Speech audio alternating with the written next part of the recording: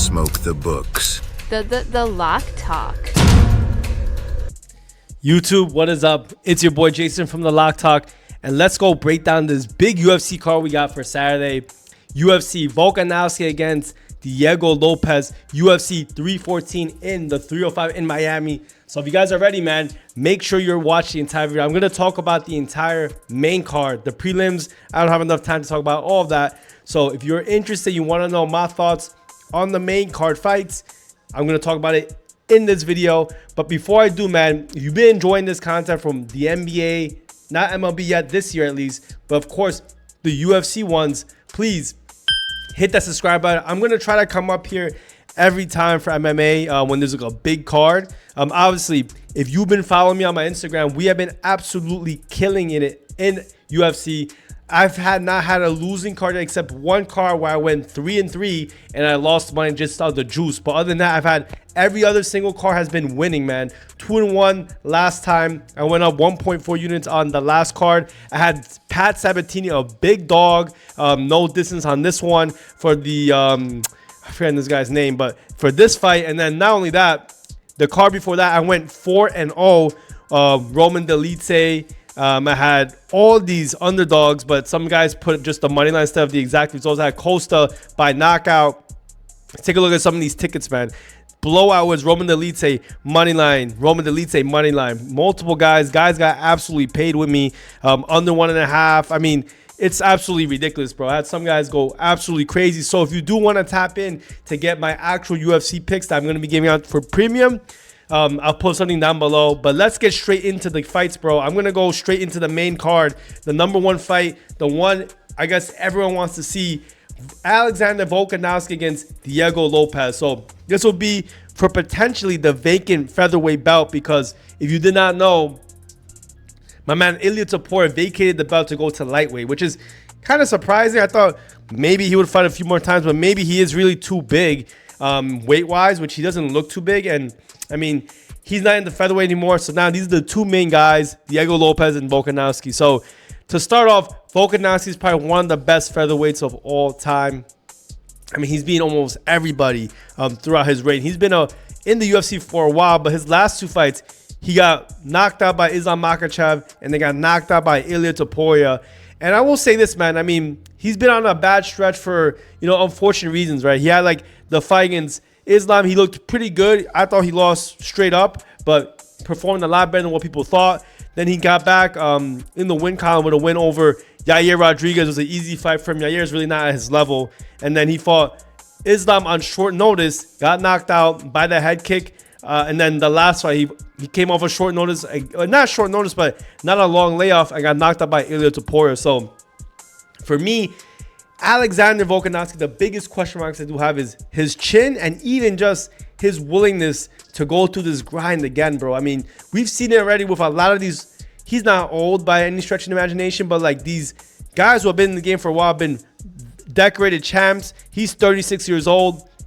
Like, is he, right? How much does he have left in the tank, man? Like, can he just perform to his level physically, but mentally, is he there? That's the big thing about fighting, is that, compared to all the sports, of course, there's a mental game, but fighting especially, your confidence, if it gets dropped, it is fatal, bro, especially in this game in fighting. So, I mean, he has not looked, I can't say he has not looked good. It's just like the fights have gotten so fast.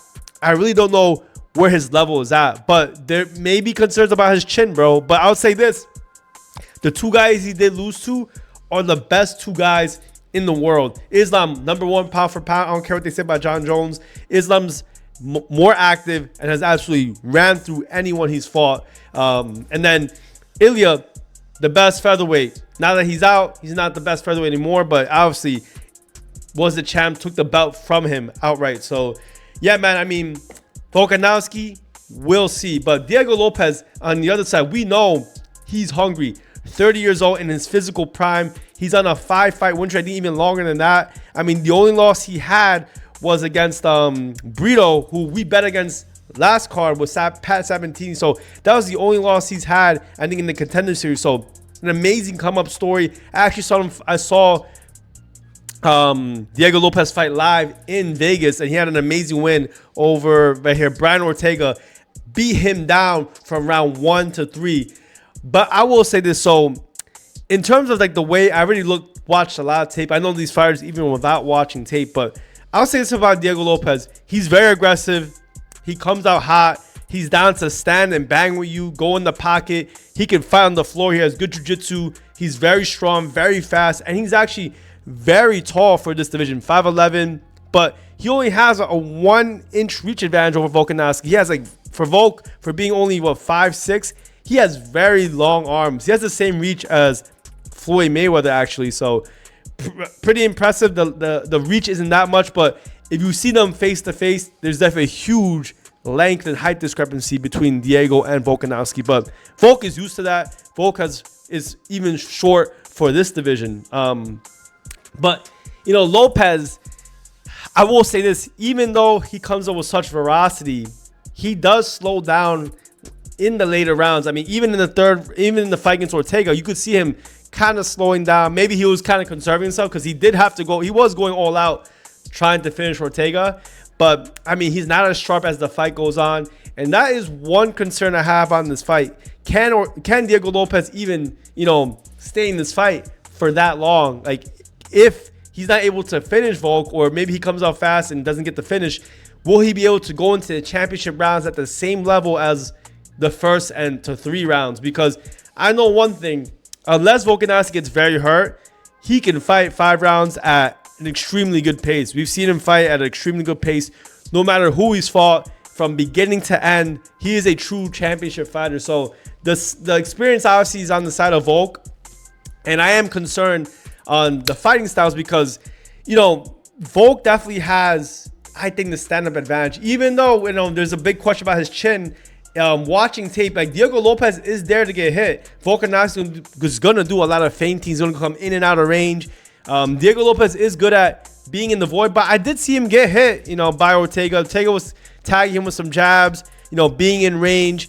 Also, when he switched to southpaw, I saw Diego kind of struggle a little bit. Volk can fight both ways, both southpaw and orthodox, so that could cause some problems for Diego. But with that all being said, the odds right now, -150 on Volk, +125 on Diego Lopez. So the thing is, should Volk be the favorite? I think so. I mean, I think some of the things I mentioned, right? There's a lot of question marks on both sides. This is not an easy fight to bet on. Like, I know if you go on the media, Instagram, YouTube, TikTok, a lot of people are backing Diego Lopez, and I totally get it. I mean, Volkanovski has got knocked down his last 2 fights. He's getting older. I'll say a theme too that I've been betting is like the fall of certain gyms. Like, City Kickboxing has been seeing all their guys getting beat, and we've seen that in past, right? Like the Pat Miletich era, even like the Greg Jackson era, where John Jones and all his fighters all start losing. The Shoot to Box era, a lot of those guys like the Shogun, who was and stuff, all started losing. But that's just normal, right? Now we have a new era of new fighters from new camps, like the Fighting Nerds. I mean, Habib's camp. Those guys are totally taking over. All the Russians and like the Ovs, they're all just taking over. So, you know, is Volkanovski just part of the trend of, you know, the older City Kickboxing fighters losing steam, you know, and getting, you know, weeded out of the fighting game and the division? I don't know, man. Look, I totally think, like, at this price, there is some value with Diego. I think this fight's a lot closer than people think. The way I look at this fight is this: Diego's going to finish this fight early. He's going to get a knockout or submission. Catches Volk. He's going to come out fast, maybe use his length and be able to, you know, step in the pocket. But if that doesn't happen, I think if the fight goes past 3 rounds, there's tons of upside for Volkanovski to win on a decision or even to get a late finish. The big question for me is really, does Volkanovski have the chin and still have the conditioning? I think he might. I don't know. I really don't know where his level's at. I wish this line was a little bit lower, but I'm not 100% sure how I want to play this fight yet. I see a pathway for both fighters to win, but for some reason, man, I'm leaning Volkanovski. I think Volkanovski can possibly, you know, stay in the fight game on the feet, and he will be able to use his range, his footwork, to keep Diego guessing. And if the fight goes on to the later rounds, we'll see Volkanovski have the better cardio and pull it off at the end. It's been, I believe, a year since he lost his last fight, got knocked out by Ilya. Let me see. Yep, a year and 1 month. So He's had proper time to recover, but he's also going against a beast here. This will be a very tough fight. But as I'm making this video, I'm leaning Volkanovski, surprising enough. I thought I was going to automatically bet Diego because I'm like, this guy's washed. But as I watch more tape, I can see a scenario where Volk can win, but I'm not super confident yet. But for the sake of this video, my lean would be with Volkanovski right now. I do think the line should be at -130 maybe, or -120 for Volk. -150 does feel a little bit rich given the things I said, but hey, we'll see, man. That's my first one on the board for the Volkanovski and Diego Lopez. But the next one, it's another one. This might be actually the people's main event. Michael Chandler against Paddy Pimblett. And man, initially when I saw this fight being made, I thought I was going to be easy. Michael Chandler, automatic bet. But going through the tape, going through the analysis, it's definitely not as easy as I thought. Because, oh man, I mean, look, first, we got to talk about the age. Michael Chandler, 38 years old, even his past record. And I will caveat a little bit of this, right? Like, fighting is nothing is 100%. There's a lot of nuance to everything, but he has not won anything really. He's lost to pretty much every fighter he's fought except bums like Dan Hooker and Tony Ferguson. Everyone else, like, I mean, granted, these are the top dudes in the division. Charles Oliveira, Gaethje, who else? Dustin Poirier, then Oliveira again. Guys who I all think can beat this guy right here, Paddy Pimblett. So in terms of for that match against Pimblett, I don't take too much away against Chandler. I mean, he's literally just fought the top 3 guys in the lightweight division. Not only that, but I mean, he's old. He's definitely going to be the smaller fighter, but, you know, not by a significant amount, right? Like, he's 2 inches shorter, has a 1.5 inch reach disadvantage. But now he's going against Paddy Pimblett, who is young, hungry, former champ from Europe in the Cage Warriors, the same fight league I believe Conor McGregor came from. So, I mean, Paddy Pimblett's a star, bro. But look, I mean, who has he fought, bro? Let's take a look. So he fought Rodrigo Vargas, Levette, bum, Jared Gordon, a fight I thought he lost, but I mean, I had a bet on Pimblett, so I'm glad he won. But I thought he lost that fight. Tony Ferguson, he won, but he didn't look that impressive. I mean, he definitely won, but Tony had his moments in there, man. It wasn't like super easy for him. And then the last one, King Green, Bobby Green. I will admit, Pimblett's stand-up does look a little bit better. And Bobby Green, for some reason, wanted to take a shot and got tapped out, rightfully so. But now, let's talk about the matchup, right? Chandler is a +135 dog against Pimblett, who's a -160 favorite. Look, man, I'll be honest. This fight is tough because I'll say this. This is supposed to be a 5-round fight. I don't know if Pimblett has fought 5 rounds in the UFC, but I know he's done it in Cage Warriors back in Europe. So, I mean, he has done it before. Chandler obviously has fought many 5-round fights. But the one concern I do have for Chandler is, will he be able to physically get there, right? I mean, he always seems to fall short. This is definitely, in my opinion, a step down in competition.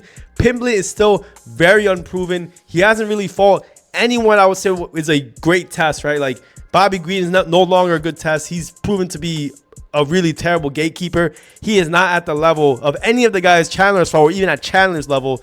I can't name one fight in the UFC Pimblett has won that's really impressed me. Even though he's gotten some finishes, he hasn't fought the top tier of the division. And I will say this, you take a look at Paddy Pimblett's fights. There's one thing I don't understand why so many people are backing Pimblett.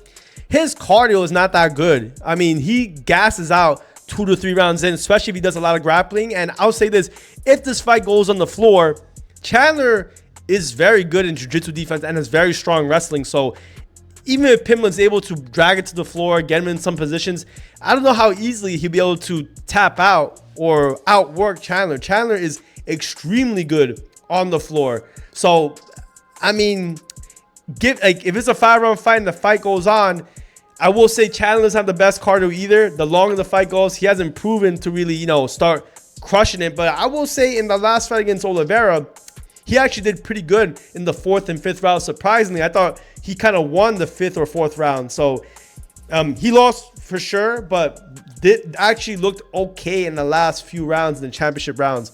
Pimblett, though, I mean, he's going to have to prove it to me. When it comes to the stand-up, Pimblett's stand-up fighting has definitely gotten a lot better, but he is primarily a grappler. An area where Chandler, he's gone against the best guys. Yes, he's gotten tapped out against Poirier. Yes, he's gotten tapped out against Oliveira, but I mean, I don't know if I'll put Pimblett in that same breath because in my opinion, at least in his last few fights, they are not the same level as Chandler. I mean, I think Chandler has a stand-up advantage.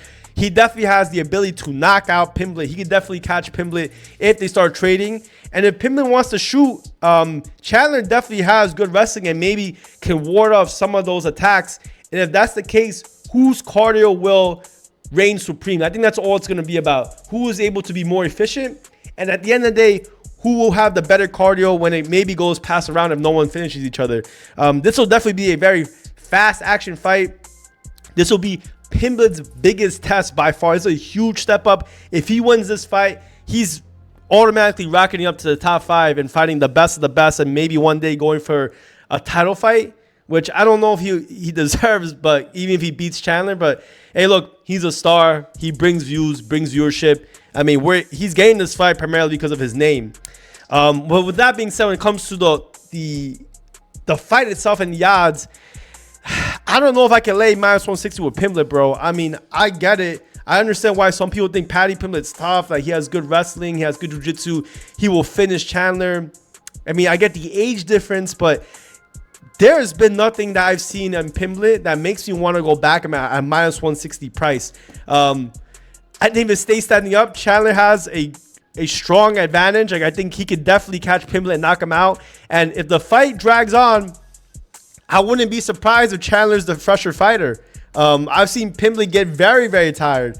Very tired. So, yeah, man, I mean, at this price, he's going to have to prove it to me. I lean Michael Chandler. That's actually going against the grain. I've seen so many people all over social media go and back Pimblett, which I guess, man, I don't know. But I don't think he's the dog. I don't think he should be priced this high. I actually think there's a lot of value with Michael Chandler. And even in the jiu-jitsu scrambles, I think Chandler can survive. Give me Michael Chandler, bro. Plus 135 as, you know, my pick for this video. But obviously, you know, for any of these picks, you want to know exactly what I'm doing, jump into my premium. I'm going to have all my premium fights there. And some of them, you know, we will also have the undercard there as well. But that's the second one and the co-main event. And I'm going to talk about, let's see, yep, 3 more. And then we are done with the premium, or the main card of the evening. So the next one is another big fight. This could be a main card for some other fight nights. But we got Bryce Mitchell against Gene Silva. And hey, man, look, the analysis not to be too heavy. I mean, I think there's going to be a classic stand-up versus grappler type fight. Bryce Mitchell is a huge underdog, plus 260. He did get a win on his last fight against Kron Gracie, which was pretty surprising, bro, because, I mean, not surprising, but I'm surprised that Kron Gracie is even in the UFC, bro. The guy has no stand-up at all. All he does is lay on his back, and Bryce Mitchell knocked him the F out, bro. Just didn't care. He went in. Very impressive, but it was a very good fight matchup for Bryce Mitchell to get an easy win. He did get knocked out by a crazy knockout, by the way. Josh Emmett put the lights on one of the best knockouts I've ever seen. And then beat Dan Ige. That was a good one. He had strong wrestling. Then he got submitted by Ilya, but Ilya totally cracked him and then tapped him out. Gene Silva, part of the Fighting Nerds, that the fight camp that I did mention in the first video about these new and upcoming fighters from these camps. He's in the same breath as a lot of these great guys from Brazil. He's undefeated, bro, in the last 5 of his fights. And in an impressive fashion, bro. I'm trying to get my mouse over this. Bagdasarian knockout. I did not think that was going to happen. I talked about it in one of my fights. I thought Bagdasarian, if it stayed standing, it could be a close one. But he obviously made that easy work. Proved me wrong. Then he fought Drew Dober. Knocked him out. But Drew Dober has not looked that great. Charles Jourdain knockout. That's a pretty impressive win. Beat Wes Wilson. So, I mean, look, Gene Silva clearly has a huge stand-up advantage here. The question is, can Bryce Mitchell bring him to the floor and take him down? we've seen, I mean, Gene Silva getting taken down before, I think in the Contender Series. But obviously, Gene Silva knows that. He knows that Bryce Mitchell's only path to victory is to take him to the floor. And can he do it? We'll see, man. I mean, Gene Silva does throw punches and fight and strikes at very weird angles. So I think Bryce Mitchell's going to take some time to get settled in, to get in his flow. The thing about Gene is that he is very good, like the other fighting nerds, in keeping distance management. I also think, Gene Silva, he looks physically strong. I think, if this fight, he probably will get put on the cage. The threat, the takedown will be there. And I think, Bryce Mitchell will be able to do that. I just don't think Bryce Mitchell will be able to successfully take him down, hold him down, and beat him up enough. I think Gene Silva will have decent enough takedown defense, and he'll be able to finish him or at least tag him up on the feet. I think the movement, the angles that Gene Silva will put on Bryce Mitchell may be too much. And if Bryce Mitchell's not able to successfully get any type of momentum with his takedowns, get penetration, but get him to a place where he can win and which is on the ground. I understand this price. I mean, plus 260 for Bryce Mitchell. Is there value with him? I would say this, man. I mean, when it's this drastic, black or white like this, where one fighter has a very, very clear advantage in one area, it's always tough to back the favorite, because if Bryce Mitchell is successful, and the question is, can he become successful in getting Silva to the floor? It's Bryce Mitchell all day. He will look like a favorite, to be honest. But I'm not willing to bet that. I think Gene Silva probably gets a knockout here. He has, it looks to be, that touch of death, knockout power, man. And we'll see if he can do it here. If he can do it here, he obviously will stamp himself as a true threat in the featherweight division, and he may be fighting against Diego Lopez or Volkanovski after something like this. So in this one, I'll lean with Gene Silva. Is he a parlay piece? I don't think so, because I do think, if Bryce Mitchell is able to get the takedowns, this fight will not look easy for him. But, for the sake of the video, give me Gene Silva as, my lean on this fight. Bryce Mitchell, we'll see, man. But I'll say this, I would not be surprised if Bryce Mitchell is able to make it interesting, because he does have very good wrestling. And we haven't seen Gene Silva fight a straight up wrestler that all they want to do is take him down in at least the last few fights. So this will be a good test to see where Gene Silva's at that level of the game. All right, guys, next one. And this one, I actually like this fight a lot too, man. Probably wouldn't be a pay-per-view type main card, but this will be a good one. We got Yair Rodriguez against Patricio Pitbull. And if you know who Patricio Pitbull is, he is from Bellator. I believe he's also fought Michael Chandler, I think. Let me see. I'm not honestly sure, but he is an absolute beast, bro. I mean, he's fought some of the best guys in the world. I mean, take a look. He's fought Cloaky. He lost to Sergio Pettis, Suzuki, and Ryzen. So he has fought top tier talent. If you don't know who he is up there in age, though. He is 37 years old, and he packs extreme power. Very, very, very tough. I like Patricio Pitbull. If you don't know who he is, again, he's from a different fight league. This will be, I believe, his first fight in the UFC. So I like him a lot. He's fighting out of the Pitbull Brothers gym, his gym.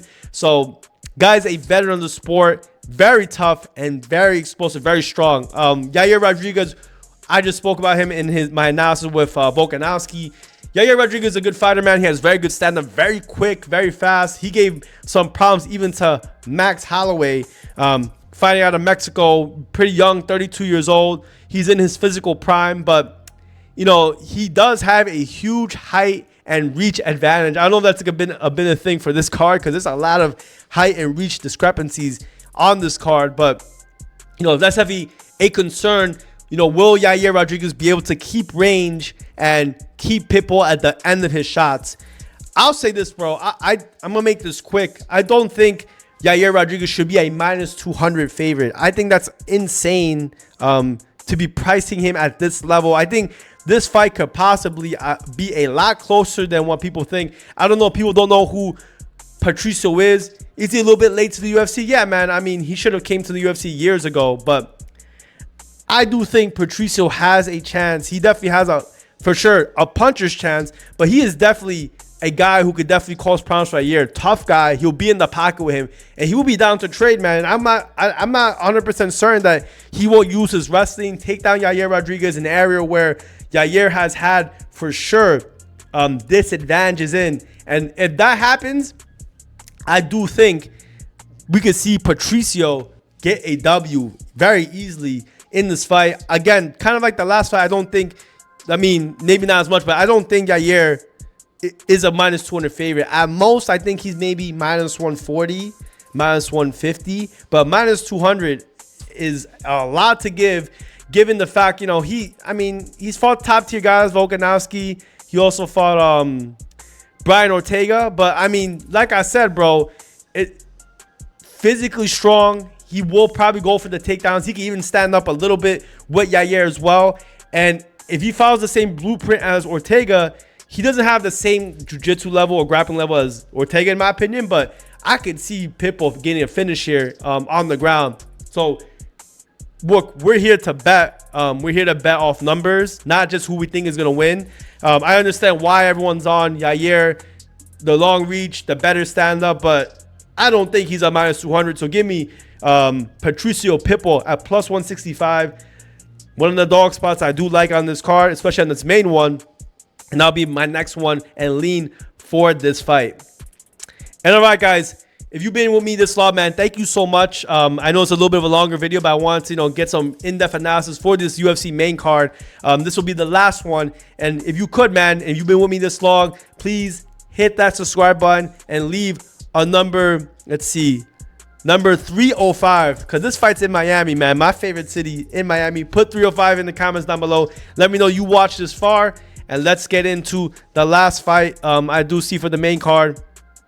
And that's going to be my man Nikita Krylov against Dominic Reyes. Two fighters who kind of maybe had a resurgence in their careers, because Dominic Reyes, he was viewed as maybe to be done. He got knocked out brutally in his 3 fights, then strung 2 big wins together as a big dog against Jacoby and then against Anthony Smith. And then Nikita Krylov, he's gotten 3 wins as well.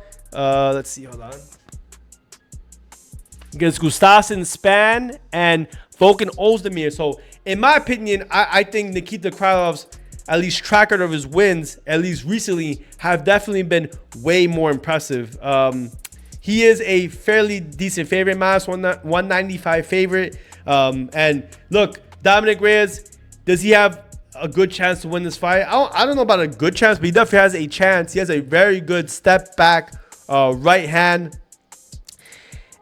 And I don't know, man. I just don't think that Dominic Reyes has enough to beat Krylov if Krylov's able to do what he should be doing, which is putting the pressure on the feet and then taking him down and just drowning him with pressure. Dominic Reyes, however, very athletic, and he was able even to stop John Jones' takedowns. So if this fight stays standing, that's going to be his best shot at winning. But I don't know, man. Nikita Krylov has definitely proven himself to be very good. Knocked out Gustafsson, beat Ozdemir, who's a very good stand-up fighter, and then just tapped out Ryan Spann, who I don't think is on a good level, but who knocked out Dominic Reyes. So do we think the big question is, do we still think Dominic Reyes has chin issues? Maybe, but I'm not basing my view on this off that. I just think Nikita Krylov has more paths to victory with his drowning fighting type style. I think he's going to put a lot of pressure, walk Reyes down, and possibly get a finish. I think he's going to take him down. He can beat him up on the feet. He has decently good enough stand-up to hang in there with Reyes. But if Reyes isn't able to knock him out, Nikita Krylov is at a higher level right now, especially than both Dustin Jacoby and Anthony Smith. But that being said, man, I think it's a good matchup for Krylov.